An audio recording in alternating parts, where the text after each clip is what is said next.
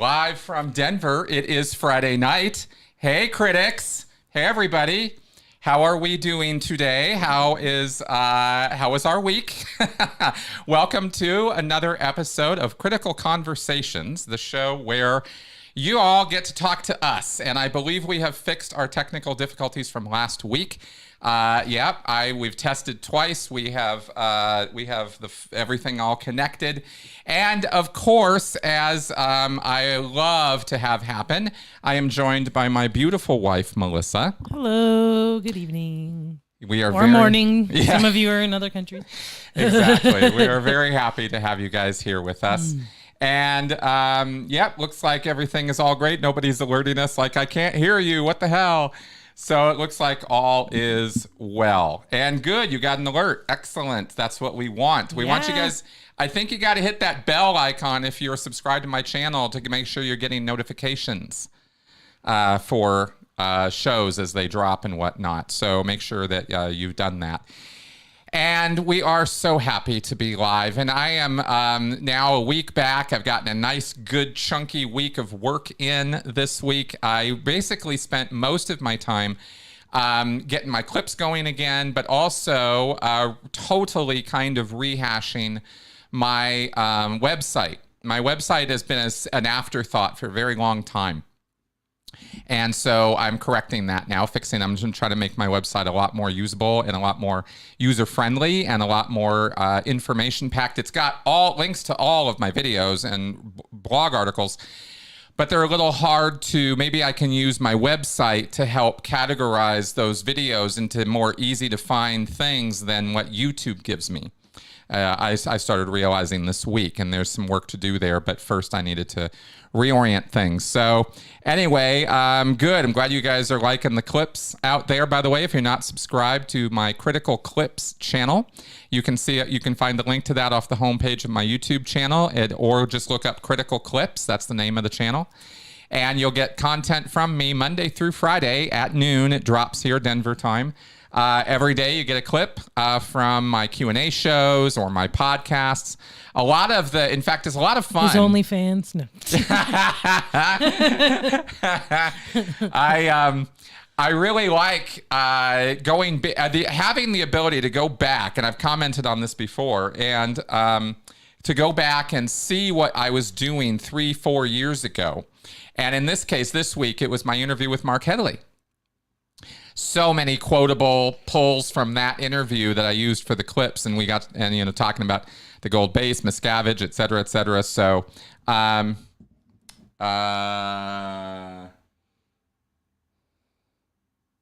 okay, interesting. Oh, I see what you mean there in terms of the names on the blue. I totally get it now. Yeah, totally get that. Yep, okay, I can fix that. Yep. Right. Missed that last week, so we'll get that fixed in this next week. I'll try to make them yellow or something so the names in the comments section there stand out more. Of course, YouTube also displays the comments during the stream here, so you can also check them out there in the meantime. So not total awesomeness there, but yeah, it's definitely not very clear. I see that. Okay, so how was your week, baby? Mostly good, I think. Yeah. I didn't do a whole lot, but yeah. Just working? Yeah, mostly working and working on that podcast. That's right.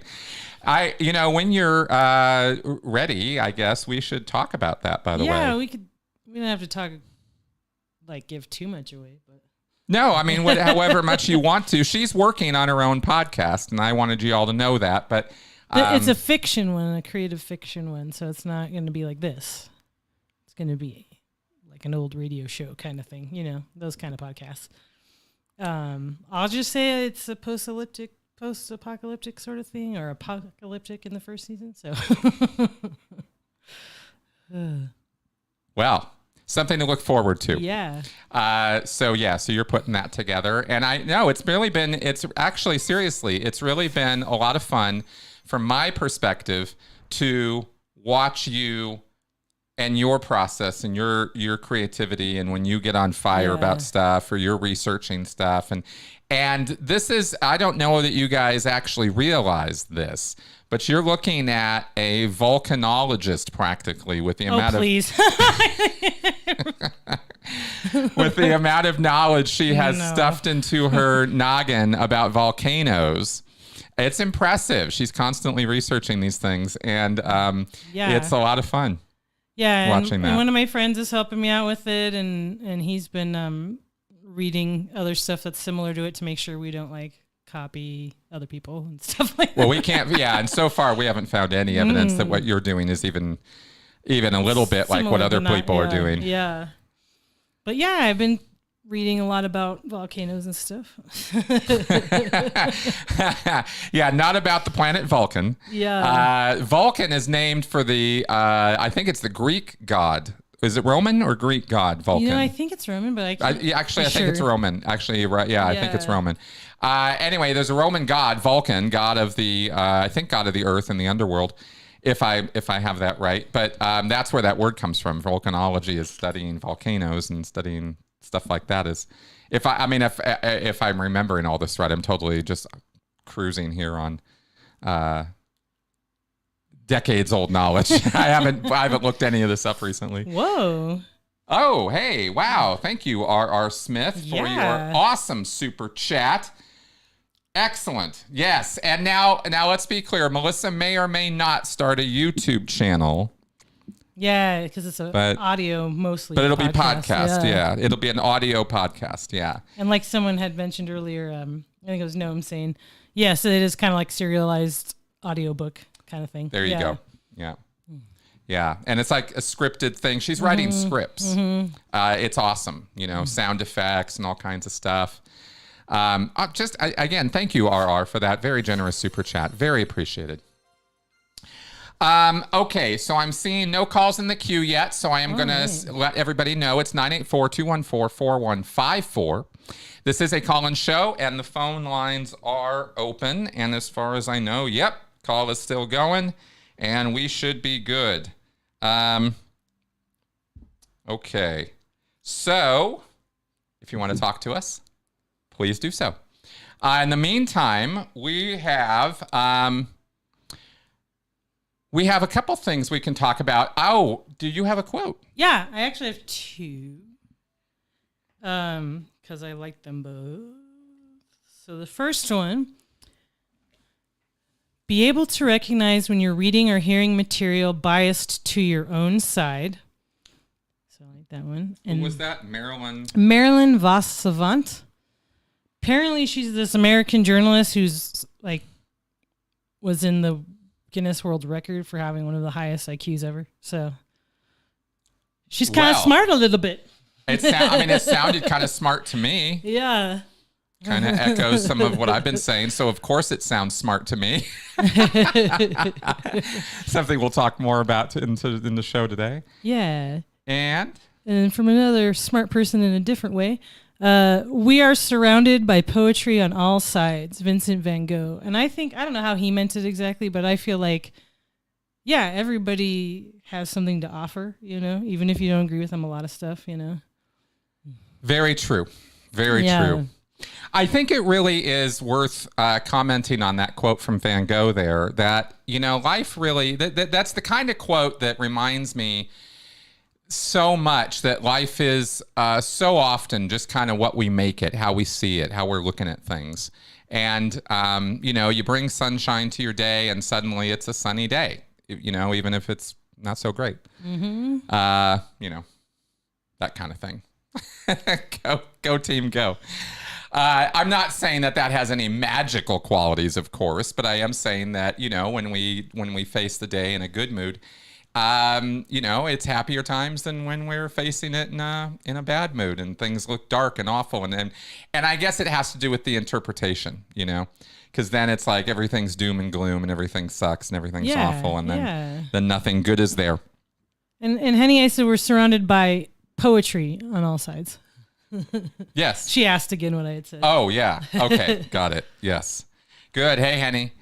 All right. Wow. 216 IQ. That is a lot of IQ. That's a smart lady. Yeah. That's just like barrelfuls of IQ. That's definitely a smart person. Okay. The other thing I wanted to share, and this was kind of fun, for me at least, and just personal stuff that I like to get out of the way at the beginning of the show and keep you guys up to speed on, whatever. I don't know. I sometimes I wonder if anybody really needs to hear this, and then other times I'm kind of like, oh no, they want to hear it. Anyway, one of the other joys of coming back was appreciating that while I was away, I spent an awful lot of time cleaning, organizing, moving stuff around, getting old projects done that had just not been getting done. And I'm talking about for like a year or two in some cases, because it would just sit there and you know, I'll get to that. You know what I'm talking about.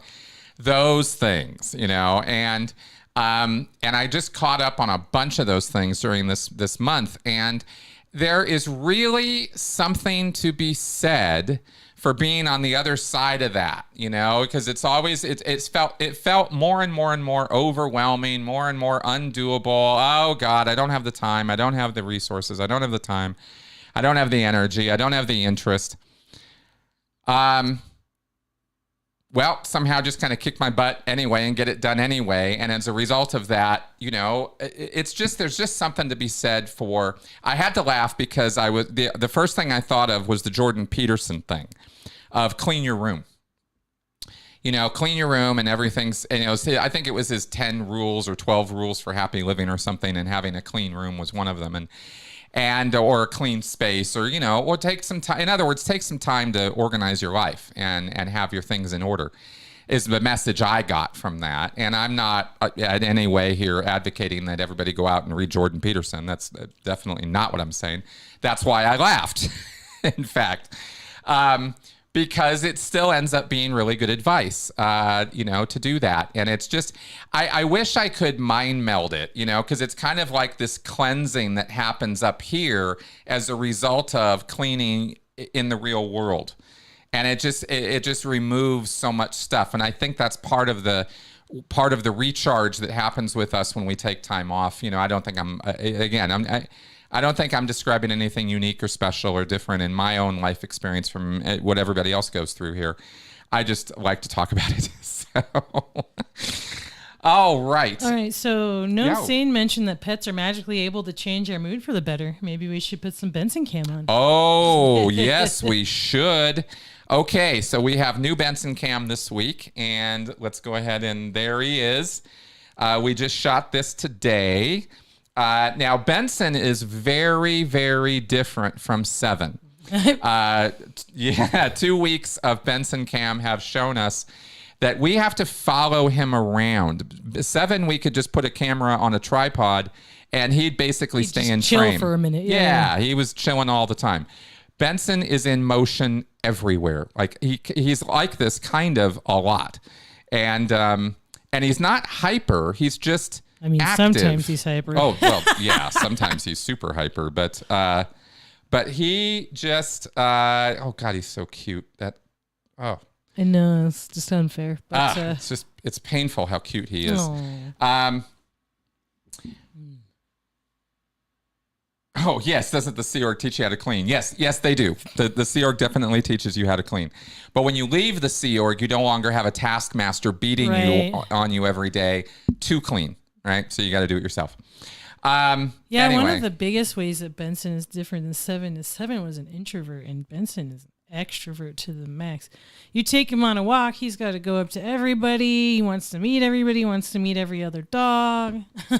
Yes, he's very friendly and remarkably calm in the face of what I've seen other dogs react very strongly to. You know, if he is approached by a bigger dog, if he is approached by noises or by even things kind of hitting him, because he's always kind of bumping into things and getting hit by stuff. And he always just takes it in stride. He is really the most amazingly chill dog as far as just rolling with stuff that I've seen more sensitive dogs, I guess I would say, kind of, kind of lose it. And we haven't really found, now that we're kind of doing the whole attachment with him thing, and he's been here for almost 2 months now. we're pretty settling in with him, and he's very, very used to us now. And anyway, so he's just a really chill dog, but actively chill. All right. So, so I think we should probably get on with the subject matter of the show. We still have nobody in the call-in queue, so if you want to call in, 984-214-4154 is our number, and I am anxious to see whether our calls are going to work this week. I think they will. They tested out well, and I am always keen to, we both are, to talk to y'all. Oh, yeah. Okay, that being said, thank you, Gurroar, for that super chat. We definitely appreciate that. Thank you. Awesome support for the show. And let's go ahead and get into the main course, or main dish, I suppose, of the show now, which is our subject matter. And I don't have a little subject thing on the screen anymore, like I did with the old theme. But what we're talking about here is the difficulties of taking sides. And by that, I didn't mean to put out that taking sides is inherently or naturally or always the wrong thing to do. Right. You know, in a way, for me, that's kind of like saying that eating is the wrong thing to do. I mean, it's kind of one of those things I always make. Whenever you guys, I'm sure, have seen me make analogies to eating, I'm talking instinctive stuff. I'm talking about stuff you can't help, can't do anything about, right? Can you want to check that? Oh, yeah. And okay, well, let's pick that up. Yeah, let's pick it up. All right. We have a caller. Hello, you are on. Hello?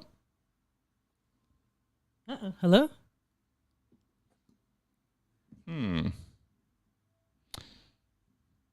Yeah, no. Huh. Not sure what's Anybody happening there? there. Hello? Hello? Nope. Okay. Oh, man. Okay. The call screen failed I think this on is that. them again. Oh, okay. Let's try that back let's there. try Yeah. this one and try this one. I want to talk about what happened in Berlin. Hello? Hi. Hello. Okay, you are on. I guess it had to go. Already? I guess it had to go through the I just screening or called. something. What's that? I just wanted, did you watch Aaron's interview with the girl from Switzerland who went to the Berlin org? I did not watch that interview in full, but I did talk to Aaron about it actually before it aired. I know a little bit about what's in that interview. What do you? Mm-hmm. Hello? I can't hear myself. It was just amazing because she was going to.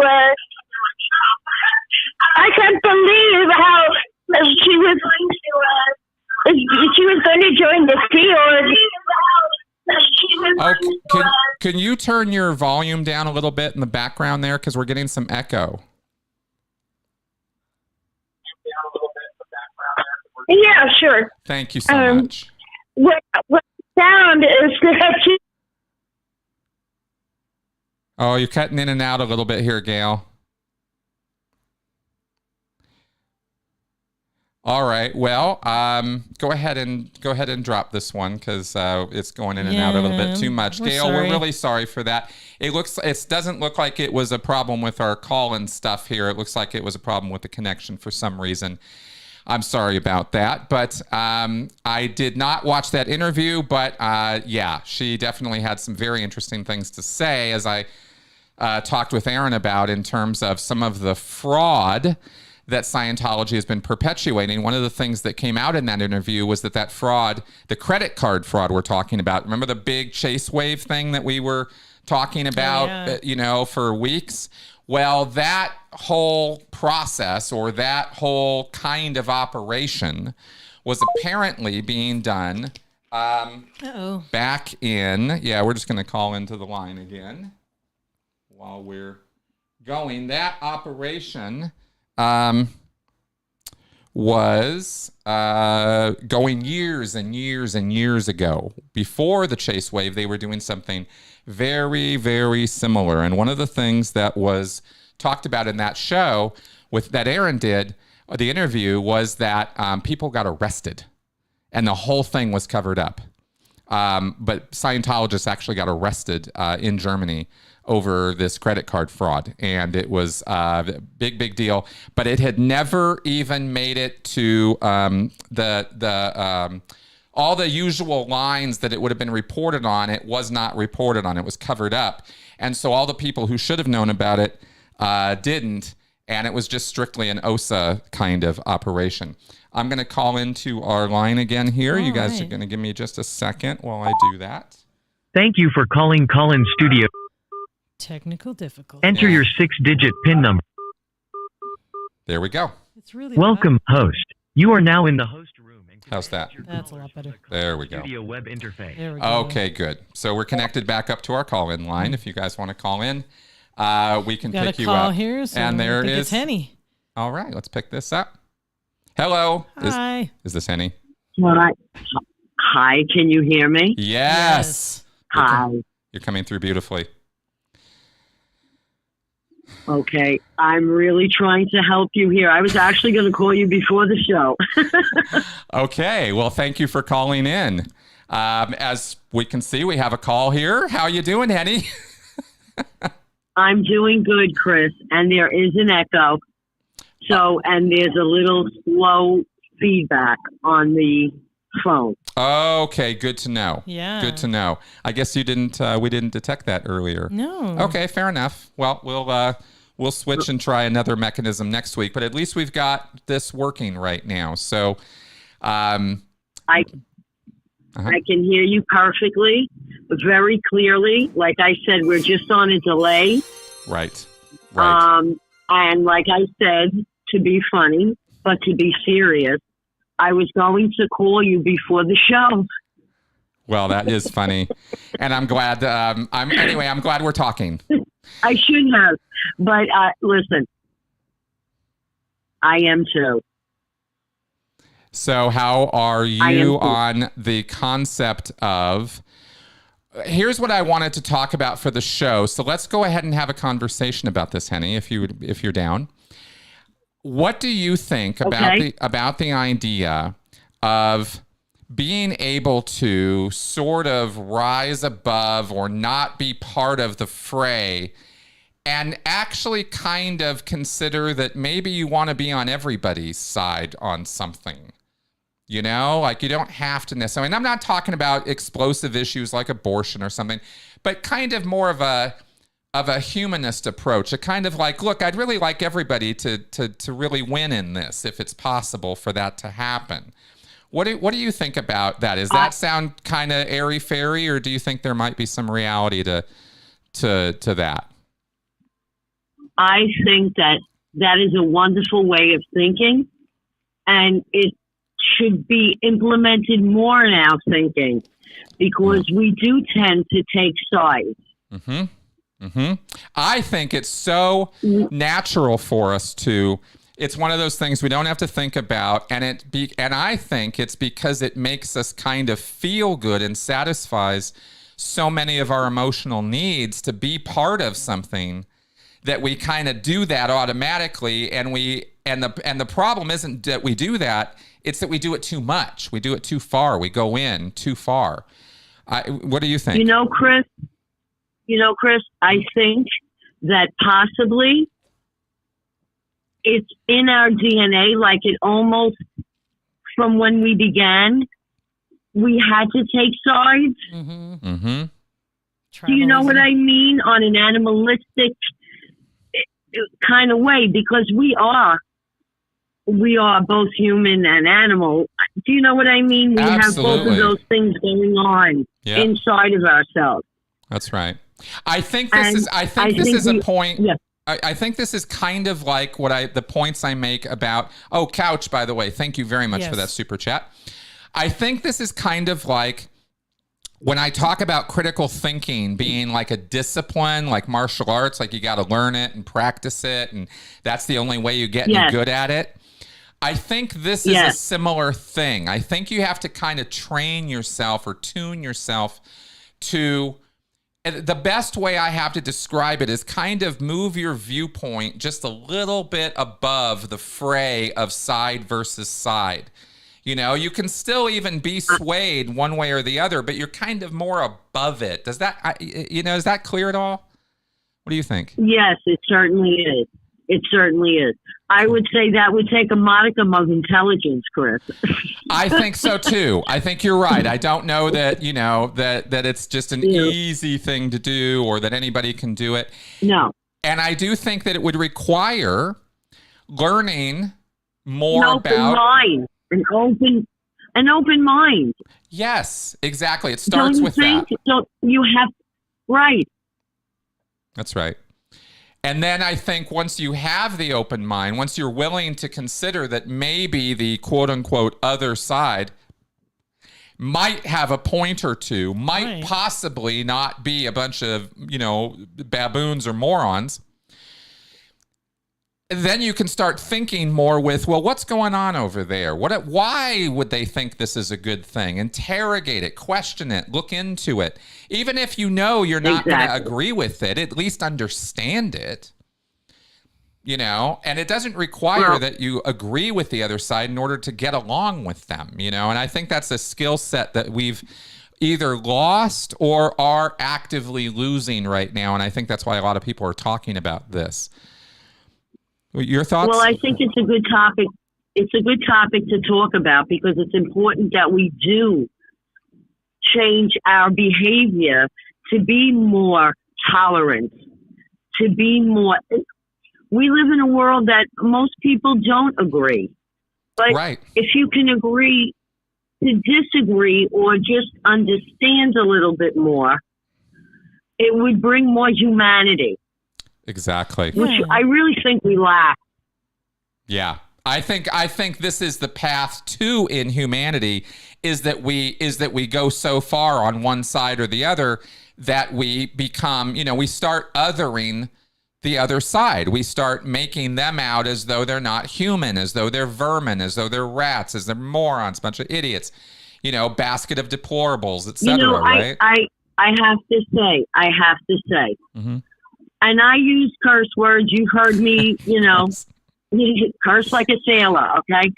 But when I'm speaking with someone that I disagree with, I don't like to use those derogatory terms. Any relationship that I was ever in, I'm not saying that I didn't curse. I'm saying that I didn't invalidate the other person's beliefs or them as a person. Right. What would you think about, this is not original to me at all. This has been said many, many, many times. But what do you think about the idea that when you're engaging with somebody else that you disagree with, that maybe the right attitude to approach it with is not, I'm going to beat this person into submission, but what can I learn from this person? Mm-hmm. Because I have, yeah. What do you think? I want to give you something. Okay. Yeah. So my spouse is Catholic. I'm an atheist. Ah. So we have two totally different types of beliefs. Now, I do respect his belief, and I have respect for it, but it is not my belief. Mm-hmm. And I have respect for myself and my own beliefs as well. Right. Now, we have a cross that's in the bedroom, and it has Jesus on it, okay? And when my granddaughter comes, I take it off the wall because she noticed it, and she asked me what it was, and I diverted her attention and said, oh, that's the clock on the top. Tick tock, tick tock, and she's like, no, that. And I was like, it's the clock. And then, okay. So anyway, after that, I took it off the wall. Mm-hmm. Now, here's my interpretation, okay, of that. If it was just a cross, I would consider that art, because I have art throughout my whole home. Okay, and I would tell her, if she would ask me what that was, it's art. Okay, because that's how I would look at it. But once there's Jesus on it, it's a whole different thing, and I'm not explaining to her what inhumanity is to, humanity. Okay? Right. I just can't go that far. So I remove it. And when she goes, I put it back. Because I do have respect for his beliefs. Right. It's just that, like I said, and you have two different ideas and two different beliefs. It's not easy.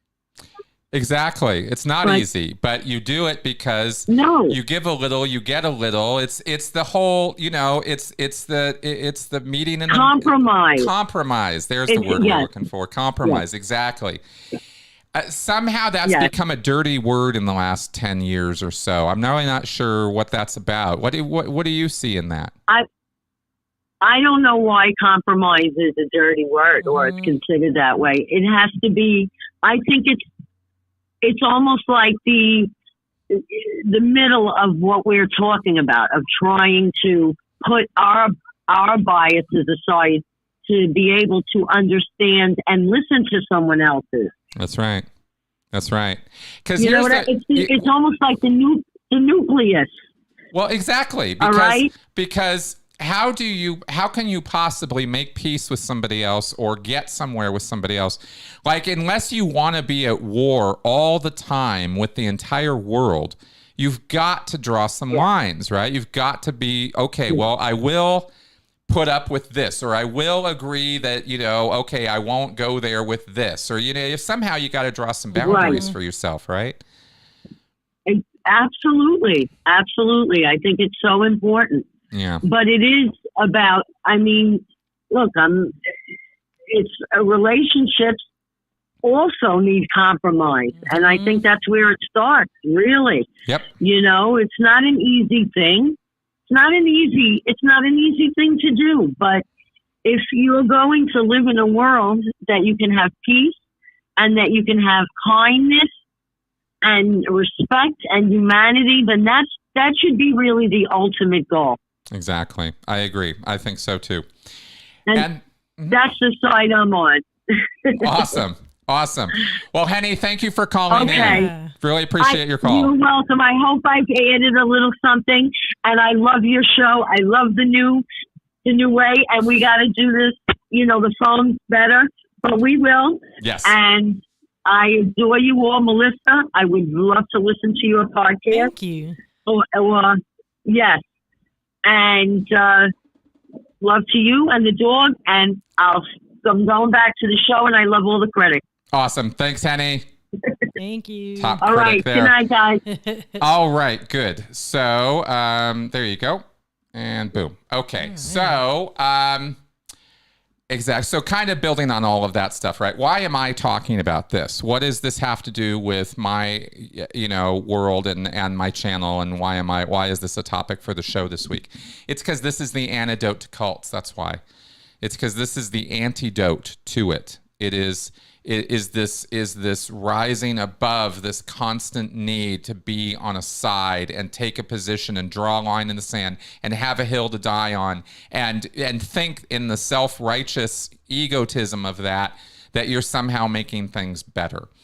That's what cults are all about. And that is kind of, again, one of those things that they're revving up in you there's a lot of words for this, right? It's taking sides, it's partisanship, it's bias, it's identity. There's a lot of principles wrapped up in this. Yeah, and if you listen to people that maybe, like, for instance, I was listening to the show that was kind of talking about this sort of stuff yesterday or something, and he was talking about, it's like we can't see past our differences to see our commonalities, okay, so certain religious people are so upset about LGBT people, they hate them, they want to see bad things happen to them, and then and then LGBT people see religious people horribly, And it's like, well, you guys have stuff in common. Like, especially, with the adoption thing, it's like all you guys want to adopt. It's two groups that really are big on adoption.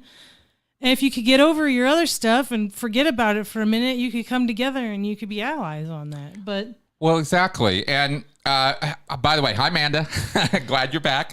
See you in the comments there. And I wanted to say, for this to work, both sides have to be working with the same set of facts. That's what you do. That's what you establish through the communication, right? And that's why it's so important to be able to talk to one another, because you can't get the facts from somebody else until they talk to you about what facts they're operating on and how they're looking at those facts. It's often not just the same set of facts, but how those facts are viewed. If you think dog food is great and I think that dog food is poison, we're going to have to duke hash that out before we're going to feed the dog, right? Obviously. So we're not necessarily starting with the same set of facts or ideas or opinions, but we have a common circumstance, a common ground we can at least agree to meet on. Dog food. Okay, let's talk about that, and then, oh, really? Why do you think it's poison? Well, I read this thing and I saw it on TV and rack. And, then you can start addressing those points. I would recommend, of course, one of the things that we tend to see when this kind of stuff gets brought up is that everybody jumps to our worst possible disagreements and goes, well, this isn't going to work because look, this person is awful because they disagree with me. And nothing else they ever say matters. Yeah, right? Start going to Nazis, stuff like that, right? Well, those abortion people, or well, those, and it's like, I might suggest maybe, okay, let's start with something a little easier. Let's, we don't, again, the martial arts critical thinking analogy applies here. We don't go bust boards on day one, right? We're not breaking bricks on day one. We're learning how to do something very much easier, it's much simpler to start with. And we get really, really, really, really good at those basics. And then we can start thinking about how to combine these basics into a medium level thing. And we get really good at that. And then maybe we can talk about doing a Daryl Davis with the KKK, right? Where this was Daryl Davis is a black man who famously has deconverted hundreds of KKK members through personal conversation, literally sitting down at a table with people who are in the KKK and finding out, you've never met me, why do you hate me? Right. That's where he started with, right? And that's graduate level, mediation, moderation, like conversation skills, like being willing to go and sit down with somebody who would literally rather see you dead is quite a high mark to you don't start there, right? You don't go there first. That's your graduate level stuff. Yeah. Right? You want to start way, way, way lower than that. And so when people come at me with, oh, well, what about this and what about that? I go, well, yeah, that can be dealt with, but let's take something a little easier to start with, Oh, yeah. And I really base a lot of this off of John Stuart Mill. And John Stuart Mill was a writer and philosopher and many other things. And he's the guy who basically wrote down our real concepts of freedom of speech in the Enlightenment period. And he also talks about the fact that you cannot really consider yourself much of a philosopher, critical thinker, free thinking type of person if you can't confront somebody who has different ideas than you do and articulate their ideas back to them better than they can. Right? If you're in a position where you get where they're coming from so well that you can explain it back to them as well as they can explain it to you, you're golden. I mean, you really get it then, right? That's the position you really want to be in. And the only reason I bring up this whole thing about taking sides is because it prevents that from happening if you go too far down the line. We can't help but take sides. We're always going to take sides on stuff. I mean, I've heard from, I'm liberal. I've heard from some of my liberal friends, like, oh, all Republicans are bad. There's no good Republicans and stuff like that. No good conservatives. And it really makes me mad because I have a conservative friend that's pretty moderately conservative. And I'm like, all those things you're mad about that they do isn't part of what he likes, about the Republicans. And it's just crazy. What do you... Well, I mean, he's pro-choice. He doesn't give a crap about LGBT stuff at all. He doesn't, he bitches about billionaires too and how ridiculous they are and stuff like that. I think it's just more financially why he's more supportive of conservatives, He's all into women having power and stuff like that. It's just, there's other factors for him. Just like, there's liberal people that run for office, and sometimes I'm like, Exactly. And that's why I am actually registered as unaffiliated now. Yeah, same here. Right. And this is the exact kind of thing I'm talking about is once you register in your own mind that you are unaffiliated and that maybe you can, give yourself a little separation even from your own side. And I've done videos on this in the past on being critical of your own side. And it's a hard thing to do because then people start calling you all kinds of names. Oh, you're a fence sitter. You're, you get crushed in the middle by both sides, right? And it can feel a little rough. But the fact is, you know who you are, and you have principles and morals and ideas, and you can take a side, but that doesn't mean you have to become a cult member of that side. And that's where that's what the dots I'm trying to connect here with my topic, because if you want to avoid being coercively controlled, if you want to avoid being isolated, manipulated, and controlled,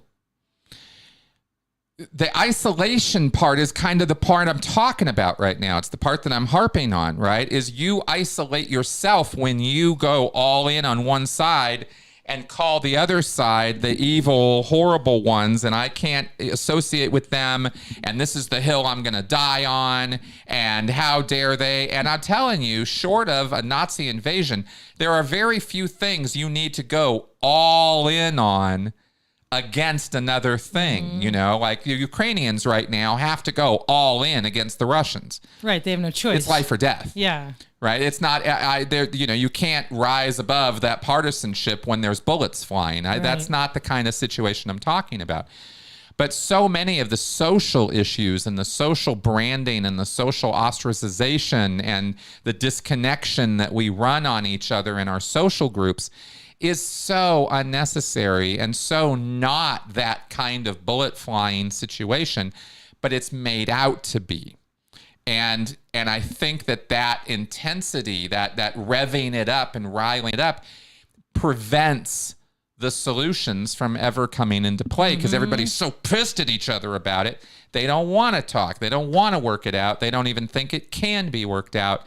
And that's when the bullets start flying. So I'd like to avoid those outcomes. I think we all would.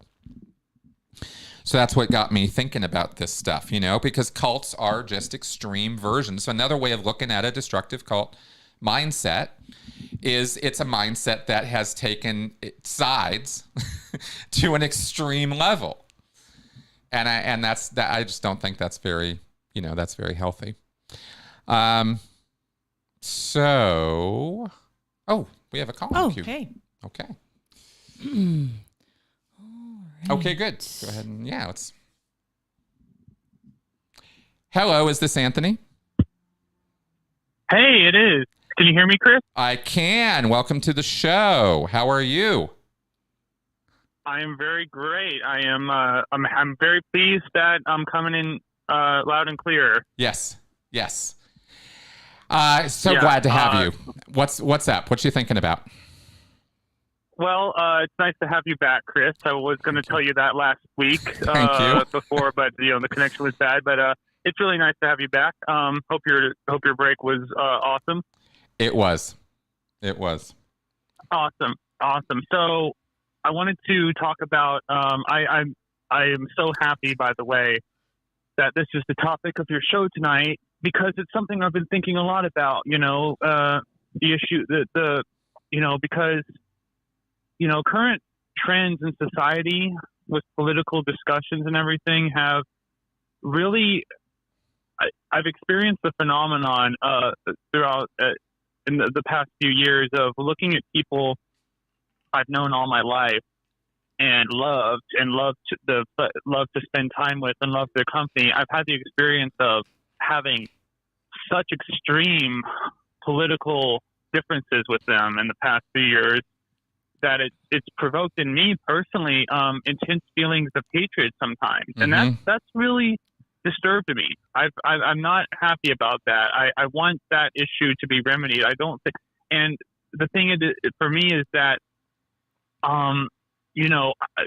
political violence has seemed to escalate in terms of how often it's been happening. Me, I personally feel, I don't know if you and Mel would disagree with me on that across the board, political violence on both sides has ramped up a bit. I feel like that's a pretty self-obvious statement. Yeah. Oh, if you're referring, for example, to the riots of a few years ago and some of those protests, and then you're referring to the radicalized activities on the right, where we see, the January 6th incident, or the Pizzagate thing, or people bringing guns to things that are just inappropriate. I mean, are those the kind of things you're looking at?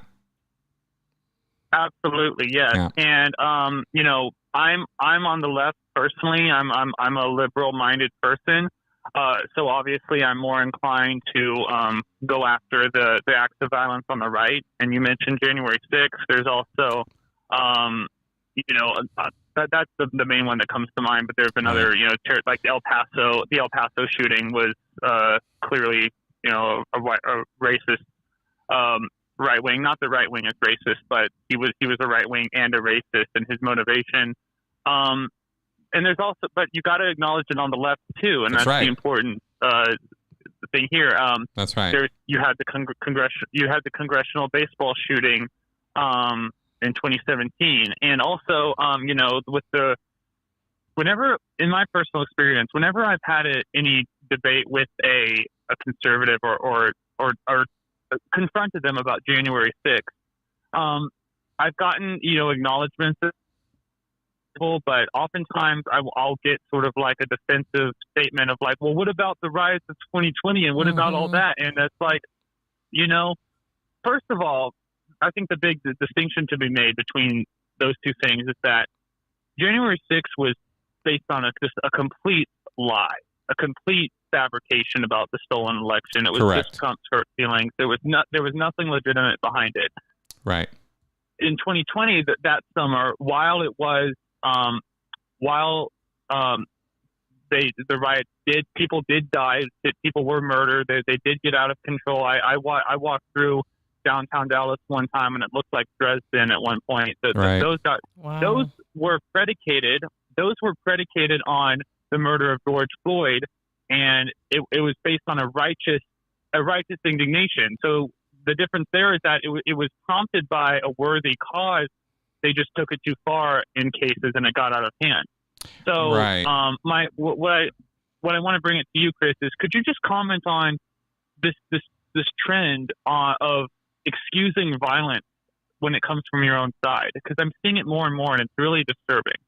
Well, this is exactly the reason I'm doing shows like this, right? Is because it disturbs me too. And see, I think that one of the things that happens when you try to engage with the other side is the whataboutism that flies back and forth, right? Here's something that's wrong. Oh yeah, well your side, and if you can counter that with, dude, I don't agree with that either. I don't think either side is doing this right. It tends to diffuse that whataboutism, or at least it could. It doesn't always by any stretch, but it could, right? Yeah. And I think the more we can apply that in the conversation, right? The thing of, look, I'm not trying to beat you into submission. I'm trying to understand where you're coming from, and I'm trying to see if we can find some common ground rather than stick and argue and hate each other over all of this uncommon ground. And you have to kind of reiterate that a few times, because there's so many years now, especially through social media nonsense, of people being so riled up that their trust is really, really low. right? And we've got to build that trust back up. You know, it's like they don't trust that they're talking to a human being. They think they're talking to a libtard or a terrorist or a racist scumbag or whatever labels that get flown around on all sides. And so, you know, removing all of that out of the equation is really, really important as quickly as possible. And I think we just want. Go ahead. I was just gonna say. Sorry. It's this damn delay. Bring it. What you got? Okay, I'm bringing it. I was just gonna say that I don't know what it is. I don't know what it is in our society where we need our jerseys. We need our uniforms. Yeah. We need where does that come from? What the rugged individualism. It's the rugged individualism that the country's built on, right? We seem to have this thing of we don't have anymore a national identity. And so we're kind of like constantly looking for identities, right? Sexual identity, job identity, movie identity, this identity, that identity, you know, religious identity, job identity, like all these cards we're trying to collect to figure out who we are. And what and you know and what do we stand for and what do we mean and how do we want the world to look? And we lack a cohesion as a country. This is USA specifically I'm talking about, although I think it applies other places to some degree or another. And that's why we lack that common ground, because we're all sort of like, well, here's my cards and you got your cards, and I don't even know what all your cards are because you could be hiding some from me. And you know, again, it's that trust factor, and we've kind of all forgotten we're all on the same playing field. We're all in the same game. Yeah. You know, and if we could stop being at odds all the time, right? But that's again, that's what I'm preaching for is, you know, ways to get there is critical thinking. It's chilling on. Here's the thing. Somebody commented on this too in the comment section, right? Is it's not that the things that we take sides over are insignificant, don't matter, aren't important, aren't even life important, like really important. Yeah. But if you keep yourself in a revved up, anxious headspace, if you keep yourself or your group is riling you up all the time, so you're paranoid, worried, upset, not trusting, freaking out, you lost before you can even get started, because you can't rationally deal with much of anything when you're in that headspace. It doesn't help, you know. It only hurts us to do that. So that's why I'm just trying to suggest. I know everybody's got their own buttons on this, their own ways of doing it. There's no universal. Oh well, if everybody would just do this, the world would be great. I know this is hard. I know what I'm talking about here isn't an easy thing to do. I'm suggesting that we all start practicing it a little bit more is kind of where I'm coming from. What do you think about my tirade there?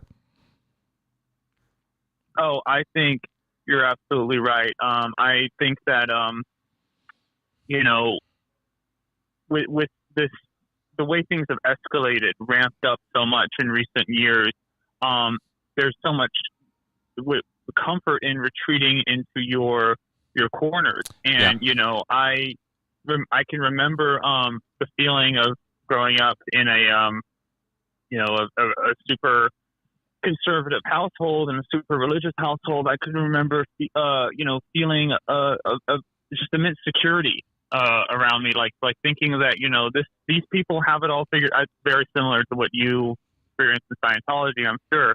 The sense of security, the sense of safety, the sense of we've all got it figured out. We're all in the right the right headspace here in terms of having life figured out. And when you move on from that, and when you realize that nobody really has all the answers, that no single human being has ever come up with every single problem to every single or ever come up with every single solution to every single problem in life, when you realize that that's never happened, that's really scary, because you think like, well, shoot, oh shit, if it's been this long and no one's figured life out, what chance do I have? That's right. That's kind of terrifying. That's so right. You retreat. You're like the turtle into your shell. You pull back from that. You don't want to confront that fact that nobody knows what the hell's going on. Exactly. I love all the things you just said, because it was a key part of this years of recovery process I keep going on about, to hit on exactly that. Why do people stay in cults? Why do people stay in a domestic violence situation? Why do people do things or say things or push for things that are bad for them, that they know are bad for them? Because of that security, that community, that sense of, well, at least this is more comfortable than the great big unknown that I dare not go out and deal with, and I don't really have the guts or nerve or wherewithal or whatever to be able to go deal with that. And that's what keeps us in our shells. It's what keeps us locked into our little teams, fighting against each other, because we, safety in numbers and all of that. This is all super, super instinctive stuff. So it makes sense. It's not that this is weird, aberrant behavior. What I'm suggesting is the weird, aberrant behavior is the get out of the shell, get out of the head, of the echo chambers and the bubbles, and go out and interact with the people who you rabidly disagree with, and and learn something from them. Don't go at them from the point of view of, they are evil and they must be destroyed. They're most of the time that's not true.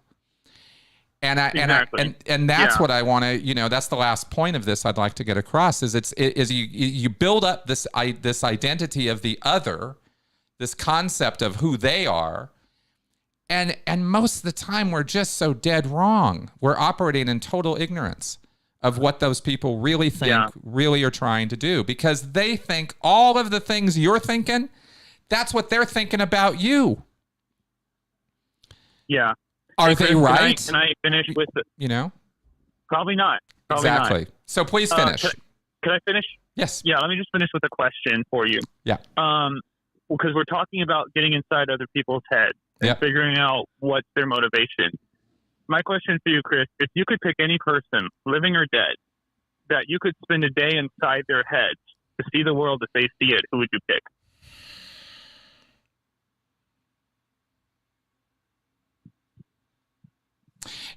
I would actually be very, very interested in what that's a tough one, because I'm sitting here thinking Miscavige.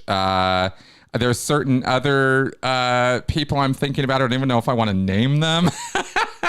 I think it would be fascinating to be in Miscavige's head for a day. I'll tell you that.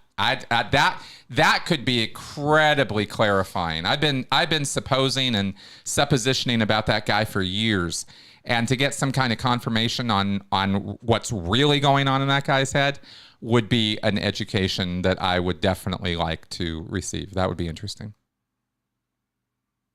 I think that if I can only imagine just just constantly feeling the urge to punch someone in the face.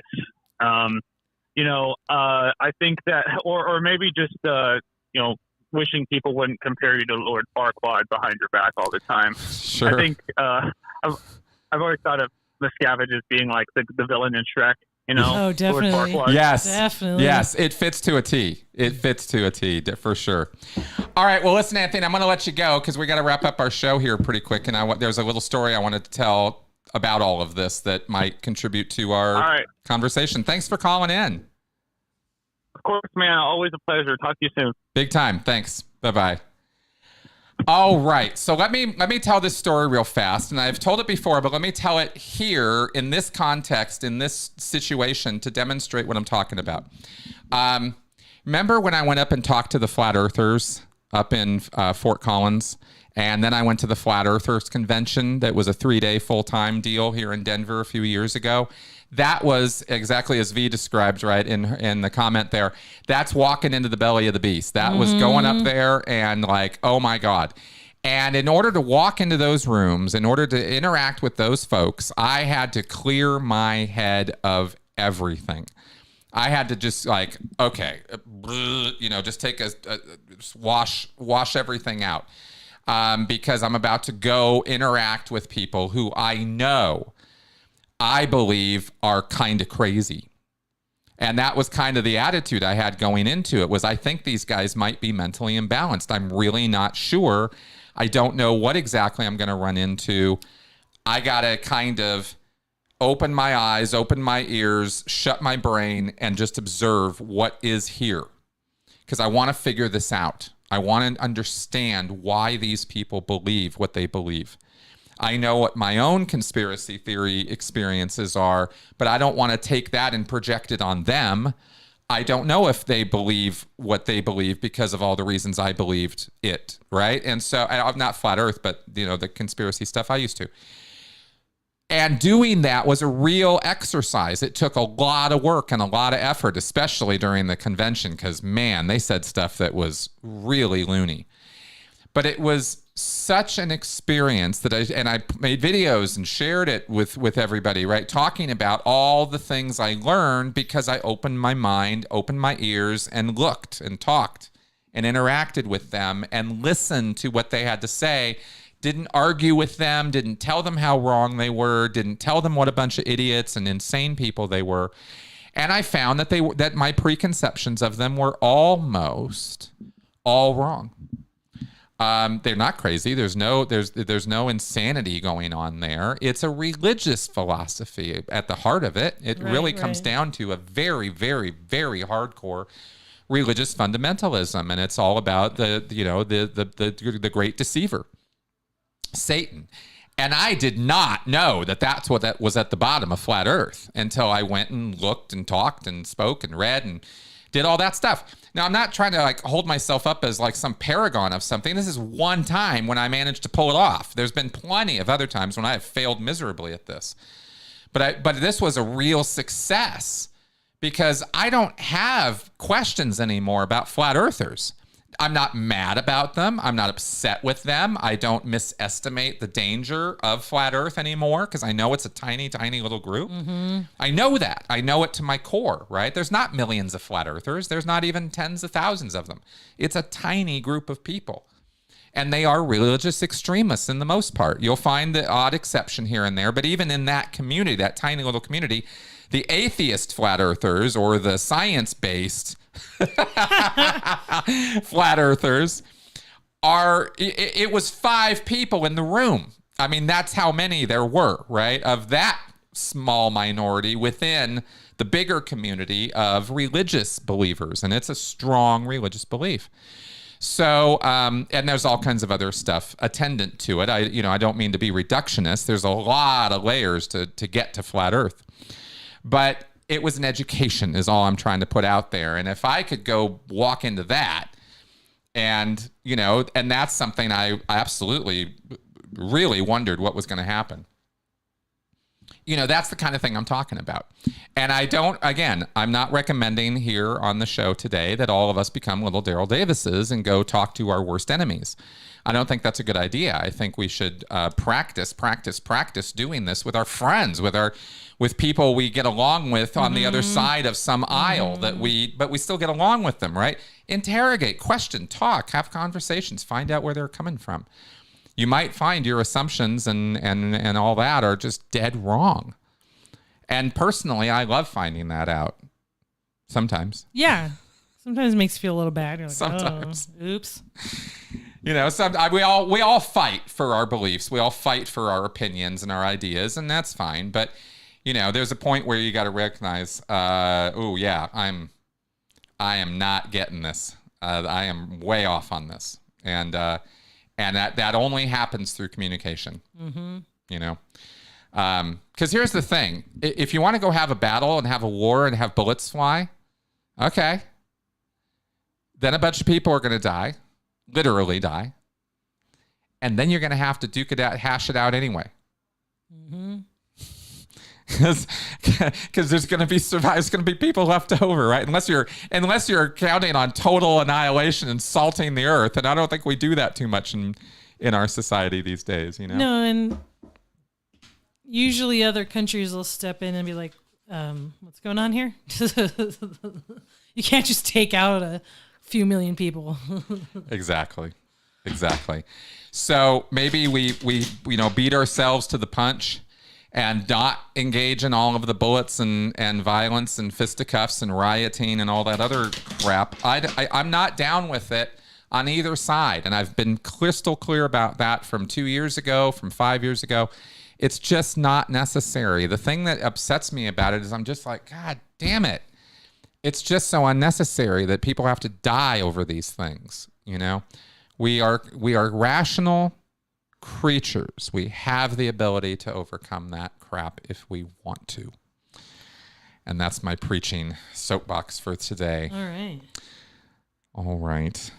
Critical thinking cards.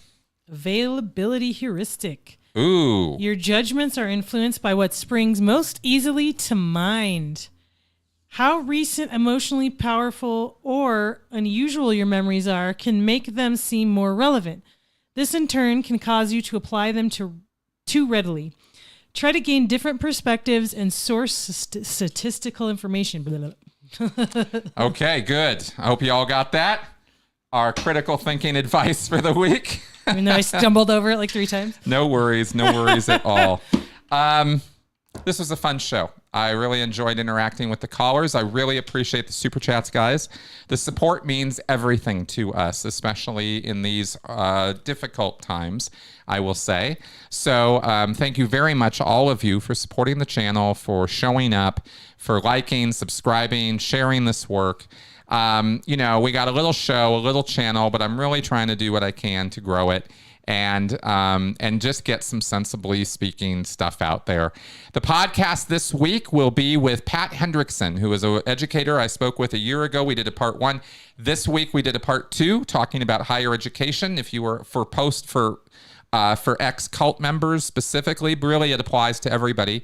But I hope you guys will check that show out. It won't appeal to everybody. It's mainly for ex-cult members.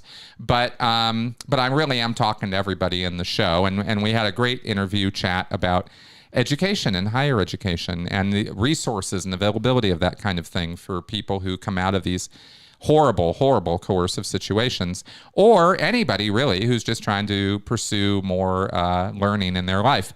And then we'll have a pre-recorded Q&A. It won't be live this weekend, so you guys will see me on Sunday as usual.